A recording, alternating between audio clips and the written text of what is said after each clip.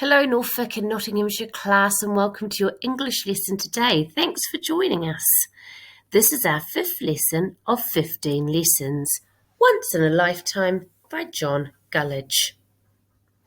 Okay, before we begin, I need you to make sure you have everything ready for the lesson today. You're going to need a pencil or a pen, and you'll need a piece of paper or your home learning books. This should have your story that you wrote yesterday, because today we're going to be editing the story. And if you have one, a dictionary could be useful for today's lesson. Press pause and get everything together. Press pause now. Okay, great. Okay, our lesson today. Edit it. My turn, edit it. Your turn. My turn, edit it. Your turn. We are going to make changes to our writing to ensure that it can be read. Edit it. Okay, I want us to think back to last week's editing lesson. What is editing? And why do good writers edit their writing? I want you to have a little think about my questions, then say your answer out loud, and then write them down on your piece of paper or in your home learning book. And then press play and we'll continue the lesson. What is editing? Why do good writers edit their writing? Press pause now.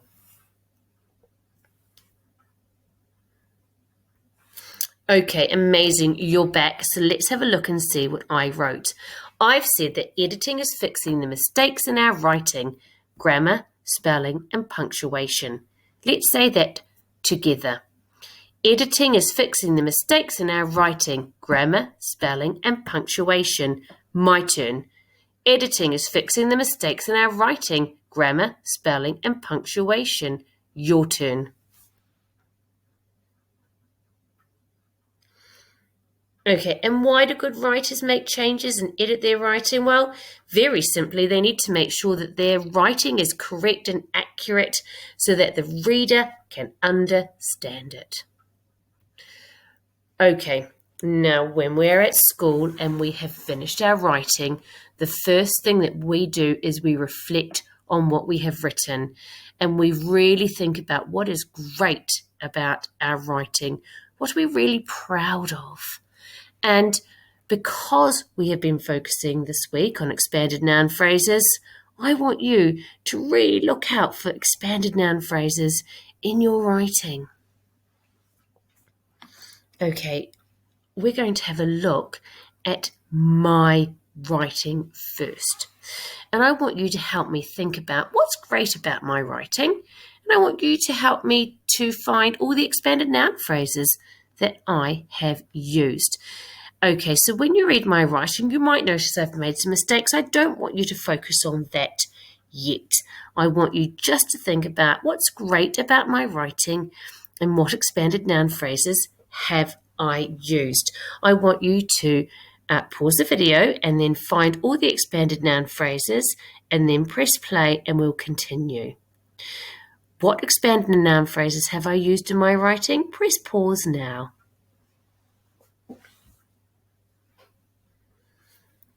Great, okay, so we're back and thanks for helping to look at my writing with me. Okay, so did you find some expanded noun phrases? I hope so. Let's have a look and see what expanded noun phrases there are. So let's have a think. Expanded noun phrases, determinate, adjective, noun. Great. The magnificent creatures, determinate, adjective, noun. The magnificent creatures. The splendid ship, determinate, adjective, noun. The splendid, not the splendid ship, the splendid sky. Sorry, sky is our noun. The splendid sky, determinate, adjective, noun.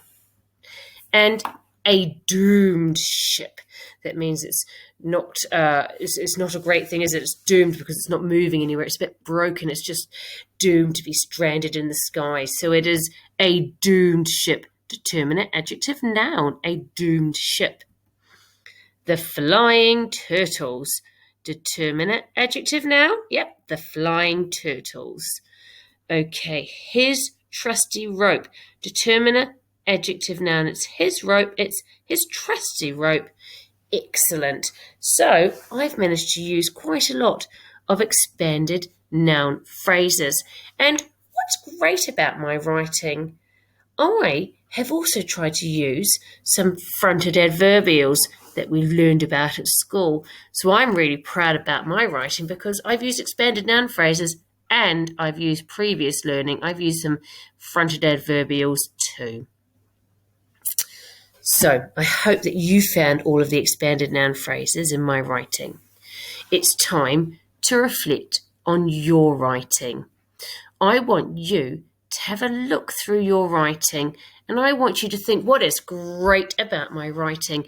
It might be that you're working on your own personal target and you did a really good job of your personal target in your writing. That might be what's great about your writing, or you might be really proud of the amount of expanded noun phrases. It's up to you. What's great about your writing? And I also want you to find all the expanded noun phrases in your writing. I want you to underline all the expanded noun phrases that you have used. You're going to underline the expanded noun phrases and then you're going to write your reflection. And you're going to use the sentence starter that I have written. I am proud of my writing because I have. And this is just like what we do in class. So it's nothing new for you. Okay, what is great about your writing? What expanded noun phrases have you used? Press pause now. Fantastic, you're back, and I hope that you found some expanded noun phrases, and I hope that you were able to write your reflection, what you're really proud of about your writing. Okay, so our next step, we're going to start editing our writing now. And the first thing we're going to do is we are going to read it out loud. My turn, read it out loud. Your turn. My turn, read it out loud. Your turn. So when we read our writing out loud, we read our writing slowly so that we can try and hear our mistakes. We're thinking, do my sentences sound right? Okay, I want us to try with my writing. Here is my writing. Now you might see some other mistakes, but we're just going to be thinking, do my sentences sound right? I'm going to try really hard to read my writing slowly. As the magnificent creatures fly past, Jack looked to the splendid, something doesn't sound right. I think I've made a past tense error. So here, fly, as the magnificent creatures fly past. I think that should be flew past. As the magnificent creatures flew past, Jack looked to the splendid sky in gratitude. That sounds better. I'm going to carry on reading.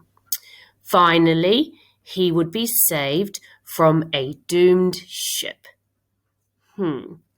Now, a doomed ship. Now, that is an expanded noun phrase, and the noun phrase would be a ship, and I think we need to be a bit more specific about saying whose ship it is. So I think that would sound better if it was his doomed ship. Finally, he would be saved from his doomed ship. Yes, that definitely sounds better because it tells us whose ship it is. It's his ship. Let's carry on reading.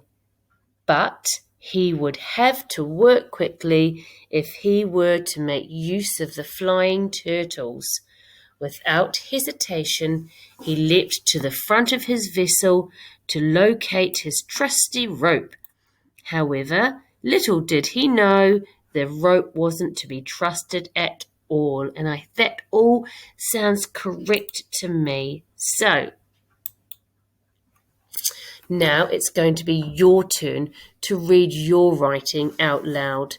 I want you to read it slowly so that you can try and hear your mistakes. And then I want you to fix any mistakes. I want you to think, do my sentences sound right? And then press play and continue and continue the lesson. Press pause now.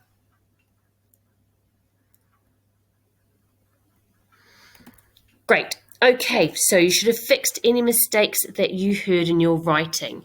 And now we are ready to think about our spelling. We're going to look through our writing and we're going to try and find any spelling mistakes.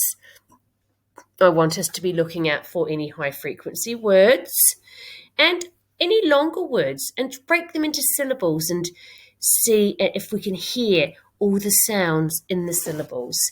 Let's try with my writing first. I want you to have a read through of my writing and I want you to see if I spelt all my high frequency words correctly.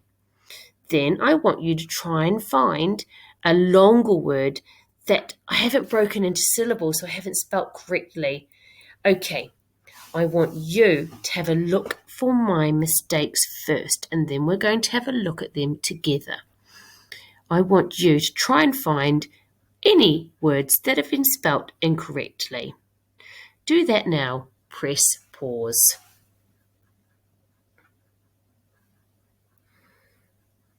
Amazing. Okay, did you find any spelling mistakes? Right, let's have a look together and see if you found my spelling mistakes. First of all, we're going to look out for those high frequency words. And here we go. This is the word have, and that's one of our high frequency words, and it's actually spelled H-A-V-E. Well done if you found that. Okay, let's have another look, and here is the word were. And of course, that's not spelt correctly. It should be W-E-R-E. Did you find that?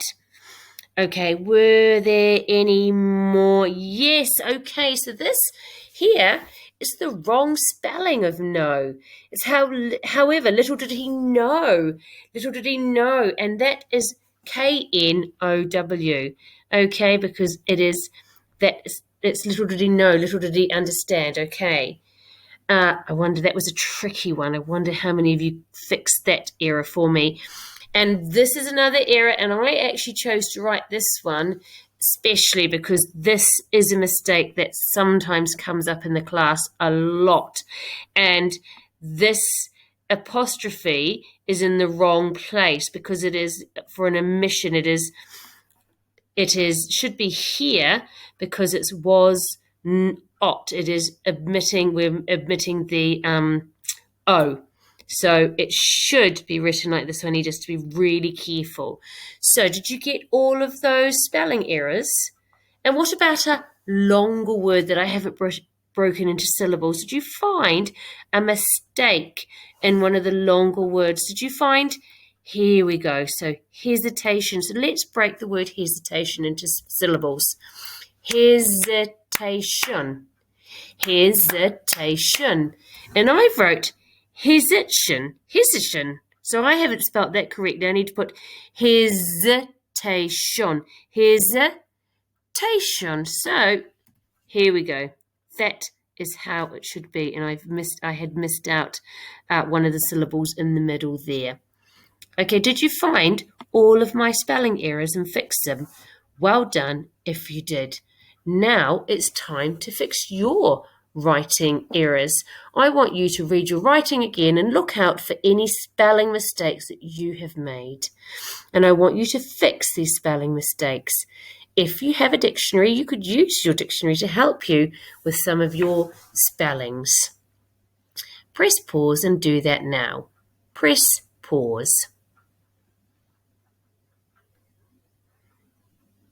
Okay, amazing. And you might have found some errors that you had written in your writing. And when you're focused on the spellings, sometimes we can really see the errors that we've made in our own writing. Because we're not always thinking about that when we're doing our writing. We're not always as focused on just the spellings. We're trying to get all of our great ideas down. And so when we go back and edit our writing, sometimes they jump out of us, the mistakes that we had made. Okay, now we need to be looking for missing punctuation. We're going to read our writing again and we're going to look out for our missing punctuation. We're going to look and we're going to think, did I put a punctuation mark at the end of each sentence? And do my punctuation marks match the type of sentence I wrote? And am I missing any commas in my sentences? Remember when we did our learning about fronted adverbials? The fronted adverbial has got a comma separating it from the main clause. Okay, so here is my writing. I want you to have a look at my writing and I want you to think, have I got all of my punctuation marks correct at the end of the sentence, and do they match the sentence that I wrote? And also, am I missing any commas in my writing? Okay, this is what I want you to do. I want you to have a look for any missing punctuation, incorrect punctuation, and I want you to make a little note of it on your home learning books. And then press play and continue. We'll have a look together. I want you to have a go first. Press pause now.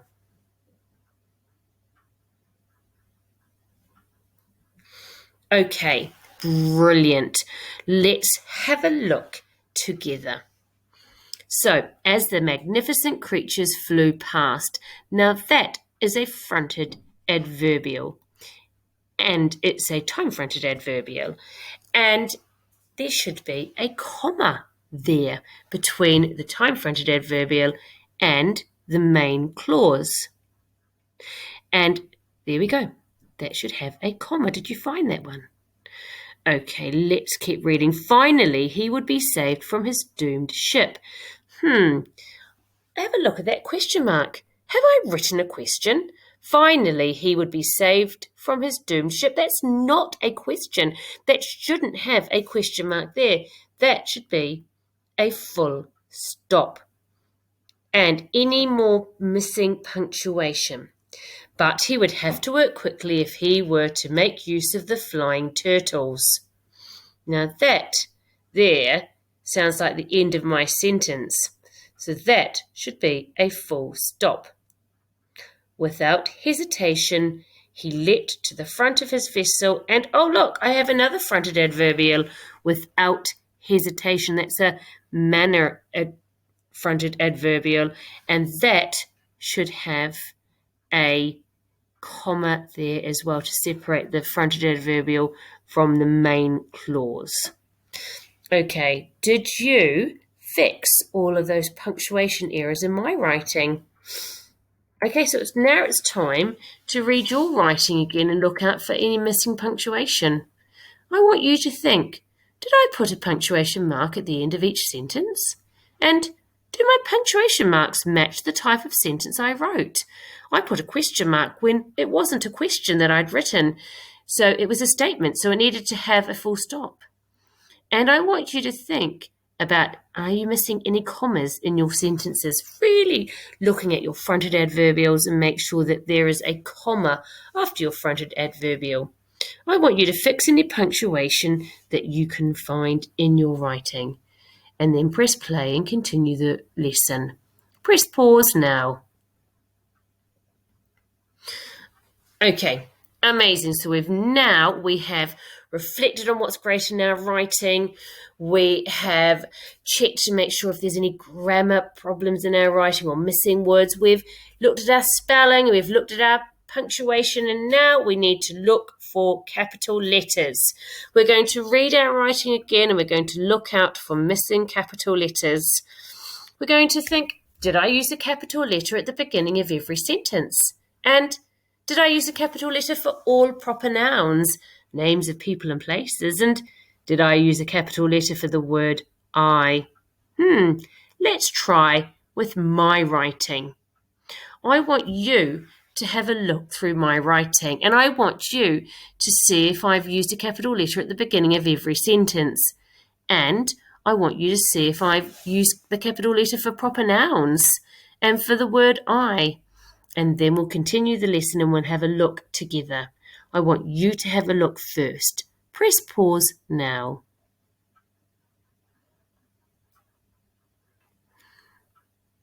Okay, great. Did you find my mistakes? Okay, let's have a look and see. Oh my goodness me. So I've highlighted the J for Jack.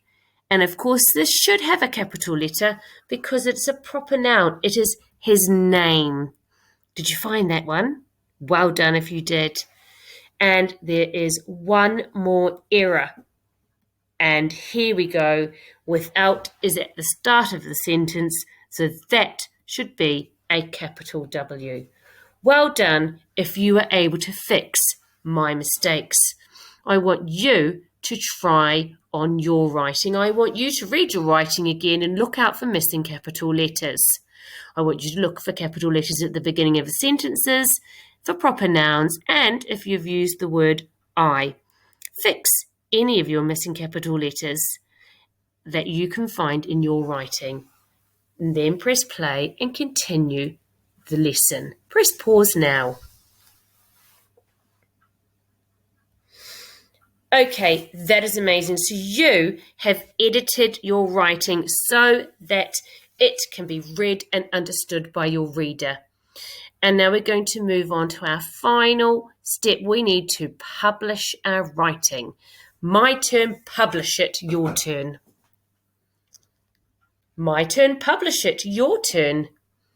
And we publish our work, we present it so that others can read it. I want you to have a little think. What is publishing? And why do good writers publish their writing? Say your answer out loud, then make a note of your ideas on your piece of paper or in your home learning book. Then press play and continue the lesson. Press pause now.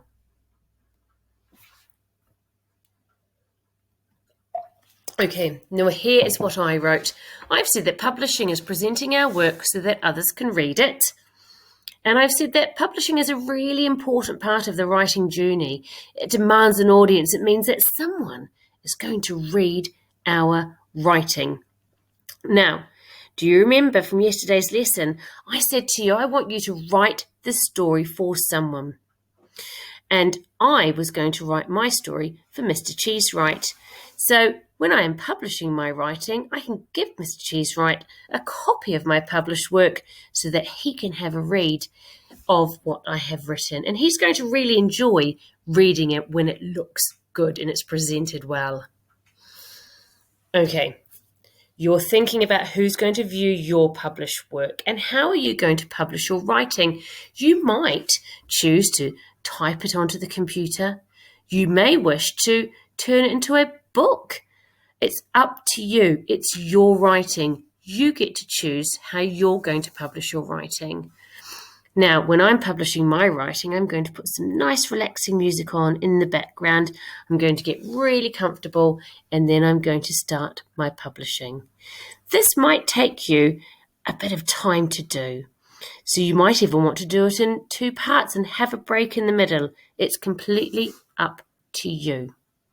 I want you to press pause and then publish your work.